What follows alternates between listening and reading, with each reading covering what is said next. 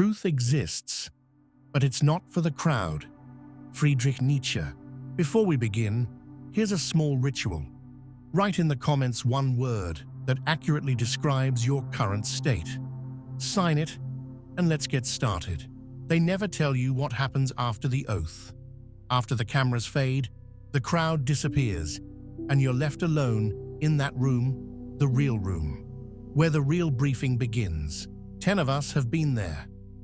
We sat in the same chair, looked into the same dead eyes of the men who truly run this world. They don't have titles, no military ranks, no political parties. They just own everything. They show you the map, but not the one on the wall. The real map of systems, of currencies, of information flows, of psychological operations, of generational experiments. You look at it once and you understand. You don't rule anything. You execute, like the 9 who came before you, and the ones who will come after. I remember the silence in that room. Not a silence of peace, a silence of control, a silence that says, you now know too much to ever walk away. They told me, humanity is not what you think it is. It's not free. It's not evolving. It's being tested. An experiment. That's the word they used. And not metaphorically, literally. Humanity is an engineered, psychological, sociological, emotional experiment. And only presidents are allowed to know. Not because we are powerful, but because we must carry out instructions without resistance. Because we must learn to smile while knowing the truth. And the truth is this: you are being watched, not by satellites, but by equations, patterns, algorithms. Since birth, every reaction you've had, every fear, every belief, every doubt, every time you hesitated to speak your truth, every time you chose safety over self, all of it, measured, tracked, modeled. You think you are living your life, but what you are really doing is playing your role.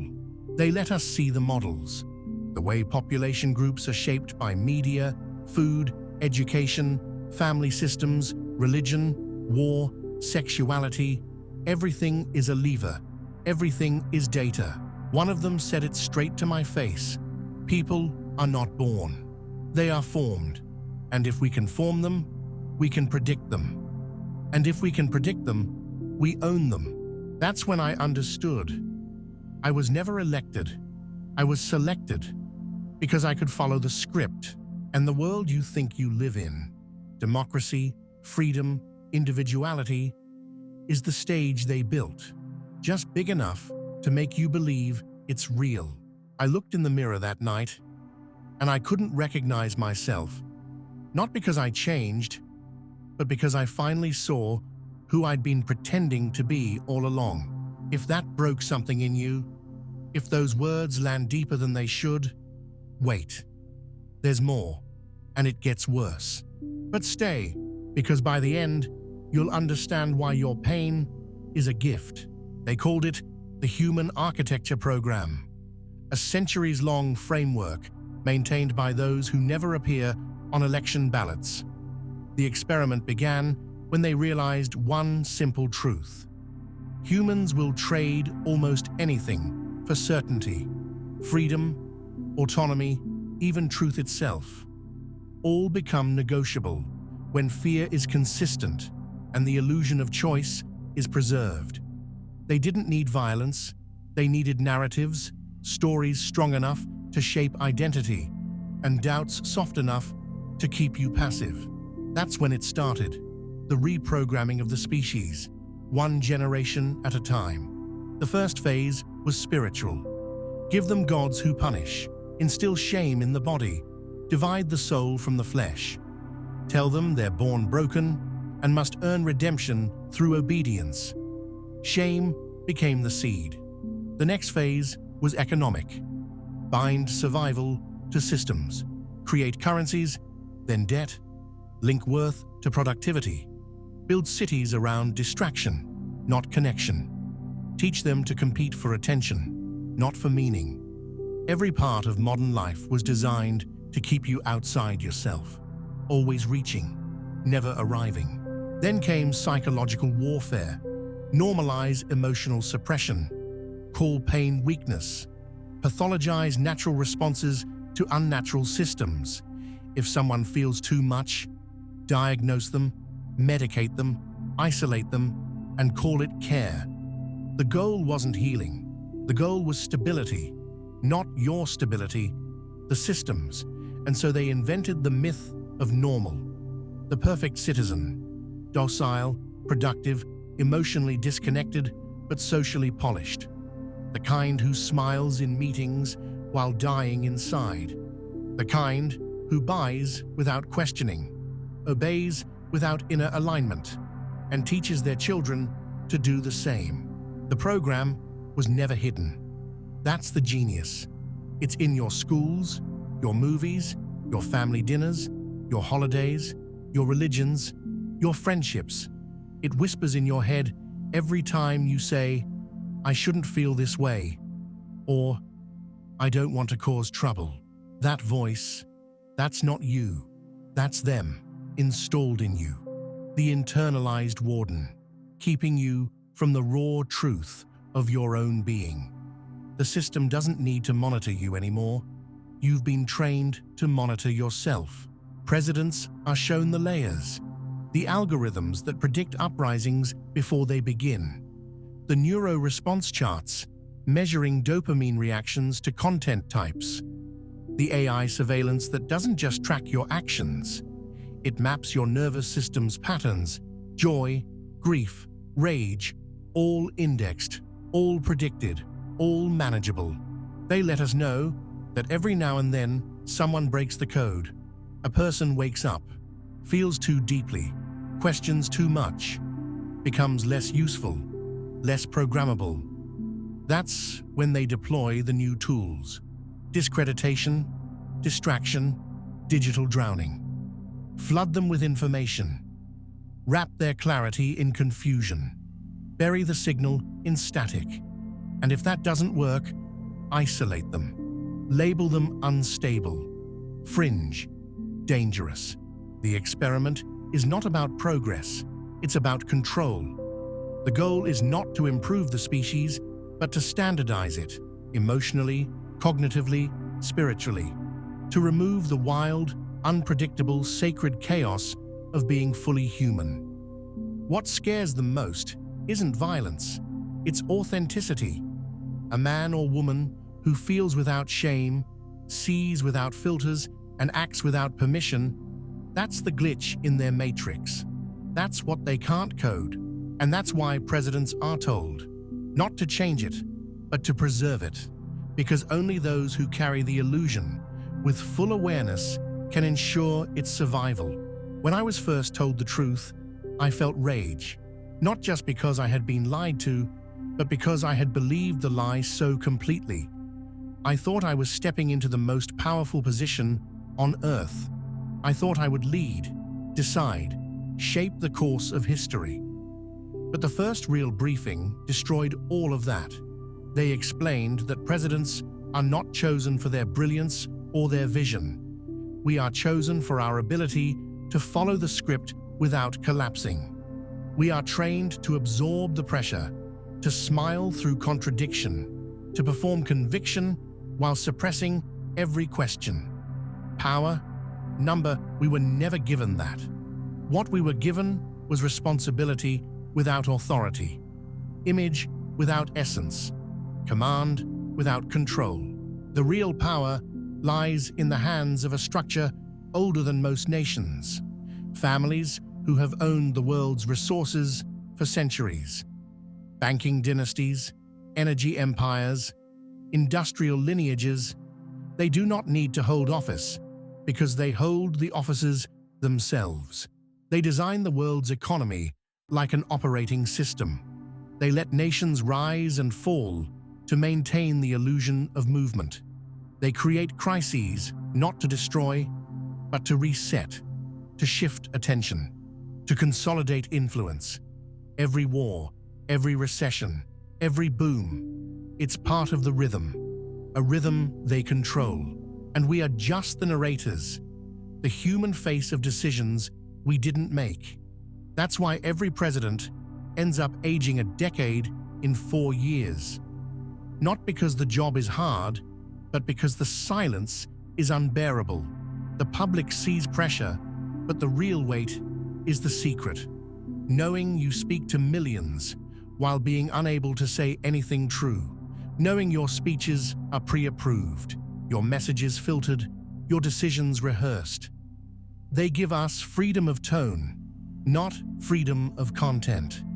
The melody changes, but the lyrics remain the same. They showed me simulations, how populations react when given certain messages in a specific order, how a phrase, repeated enough, becomes a belief.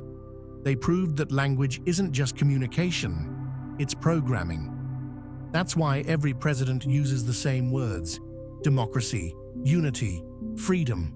Not because we believe them, but because you do. Those words don't describe reality. They create obedience. What disturbed me most wasn't their control over society. It was their understanding of the human soul. They know that the deepest fear is not death, it's meaninglessness. So they offer 1,000 fake purposes: career, fame, status, patriotism. They fill your life with noise so you never hear the emptiness beneath it. And if you start to hear it, they give you therapy, medication, spiritual bypassing. Anything but silence. Anything but the real encounter with yourself. At one point, I asked them, why us? Why are presidents told? Why not just keep us in the dark like everyone else? And the answer was simple. Because you're the delivery system. You carry the illusion into the hearts of the masses. And only a man who knows the lie can make it feel like the truth. That's what we are. Carriers. Not of power, but of illusion. And once you've carried it, you never unsee it. Even after leaving office, it haunts you. Every flag, every anthem, every promise. You see the code beneath it, the manipulation, the precision, and you realize that what you thought was leadership was just scripted influence, a role in a play written by men whose names will never be spoken aloud. And here's the most bitter part. Most of us still play along, even after leaving office, because stepping out of the illusion means becoming an enemy of it, and very few survive that. Very few are willing to be free at the cost of everything. But you still can. And that's what they fear the most. What comes next is not a theory. It's not a possibility. It's already in motion. They showed us the prototypes. Not weapons, not tools, but systems. Systems designed not to dominate the outside world, but to penetrate the inner one. They no longer want to control your behavior. They want to shape your perception before thought even arises. We're entering a phase where consent will be irrelevant, because influence will be invisible. That's the real upgrade. Not technology, but obedience without awareness. They are moving toward full integration between biology and code, not in some distant sci-fi timeline. Now, the merging of nervous systems with digital interfaces, real-time emotional tracking, predictive emotional suggestion. They don't just want your data, they want your desires. And once they can track those in real time, they can feed you exactly what will keep you docile. You won't need to be imprisoned. You'll be pacified, enthusiastically, willingly, because the prison will feel like a utopia. They showed us how belief systems can be injected algorithmically. Entire value structures rewritten through controlled exposure to specific information flows.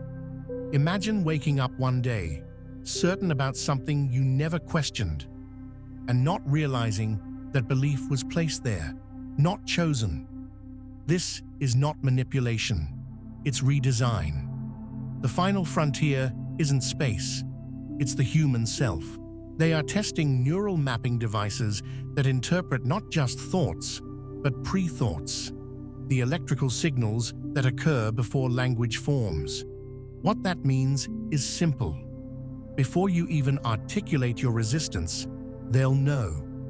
Before you fully feel the discomfort of submission, they'll neutralize it, not with force, but with a perfectly timed distraction, a chemical nudge, a digital echo of your most comforting memory. It's not torture, it's sedation of the soul. One of the executives, not a politician, not even a scientist, told me something that never left me. We've learned that suffering creates depth, so we're removing it. Not because we care, but because depth makes people unpredictable. That hit me like a blade. They don't want humans with depth. They want functional surfaces, clean, efficient, smiling, unshakable surfaces. Souls that no longer tremble.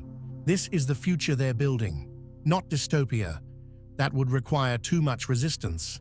No, this is sedation, spiritual anesthesia. A humanity that no longer asks why.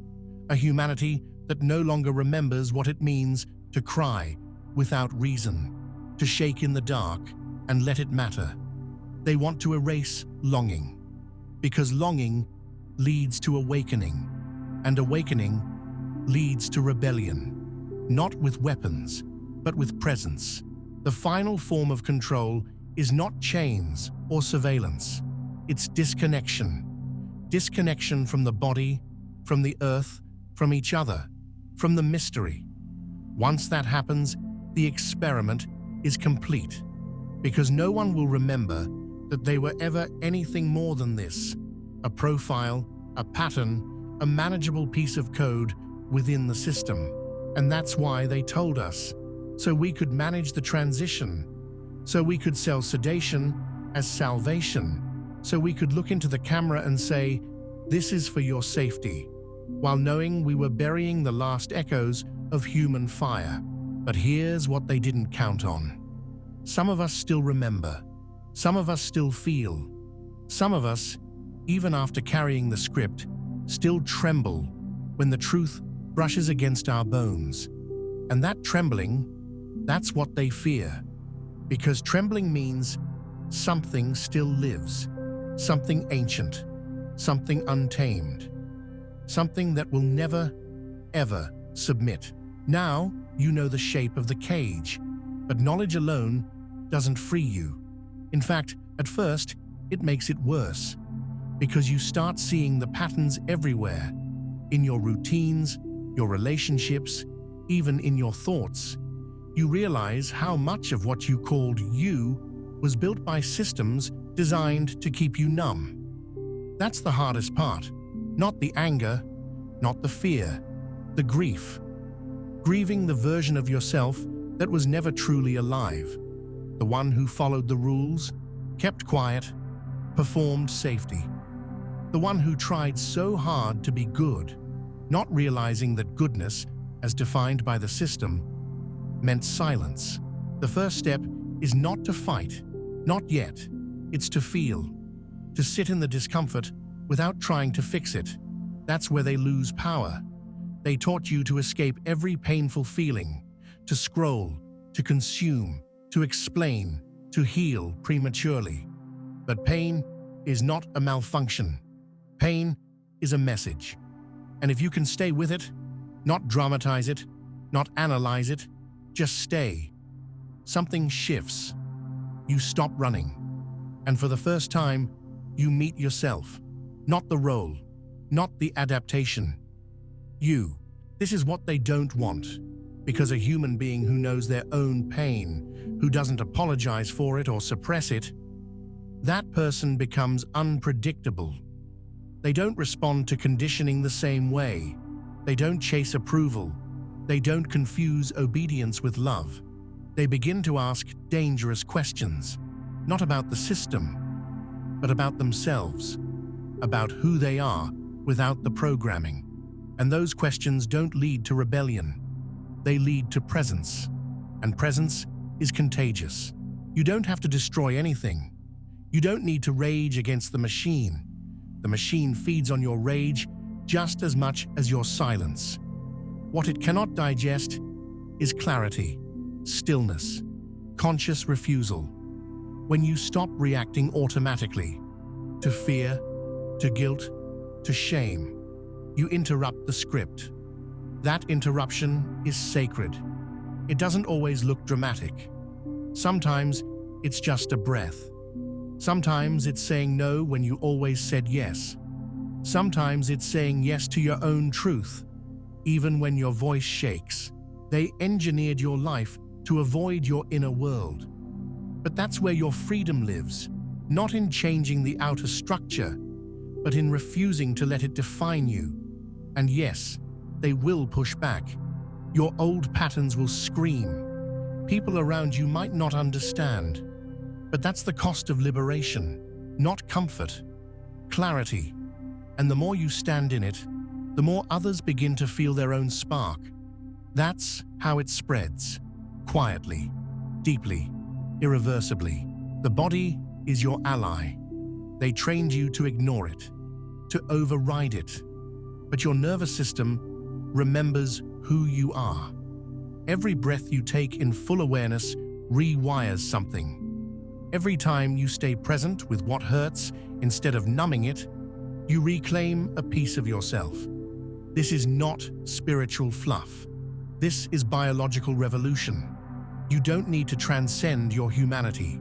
You need to inhabit it, fully, fiercely, tenderly. You were never meant to be perfect. You were meant to be whole. And wholeness includes the dark, the rage, the grief, the desire, the confusion. You can't reclaim your power without reclaiming what you've been taught to hate in yourself. That's what shadow work means. Not fixing what's broken, but integrating what was exiled. Because what you reject in yourself, they can use to control you. But what you own, they can't touch. This is how the experiment fails. Not through violence, through intimacy, through people remembering their essence and refusing to trade it for approval, through presence that doesn't perform, through truth that doesn't beg to be understood, through love that doesn't submit. That's what they can't replicate. That's what they can't predict. And that's why they're afraid of you. If these words are landing, don't just listen. Pause. Take a breath. Ask yourself, why is this resonating now? If something inside you stirred, if your own silence suddenly feels too loud, that's not coincidence. That's timing. And if you feel it, subscribe to the channel.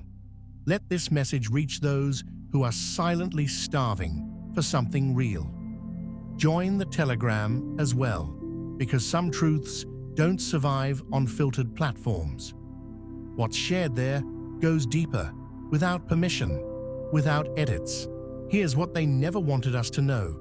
The system cannot survive without your unconscious participation. And the moment you become conscious, truly conscious, you break the loop.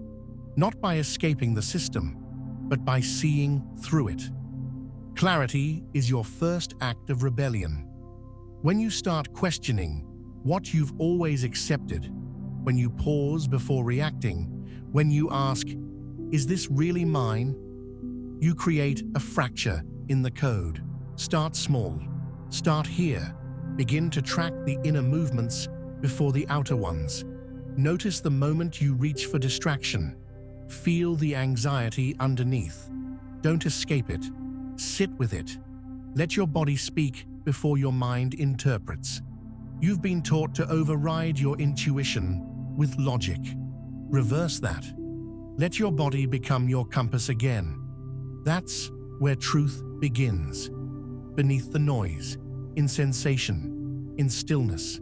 Next, clear your input. If you consume noise, you become noise. Unfollow anything that feeds fear or comparison. Start consuming silence. Real silence. Not the absence of sound, the absence of performance.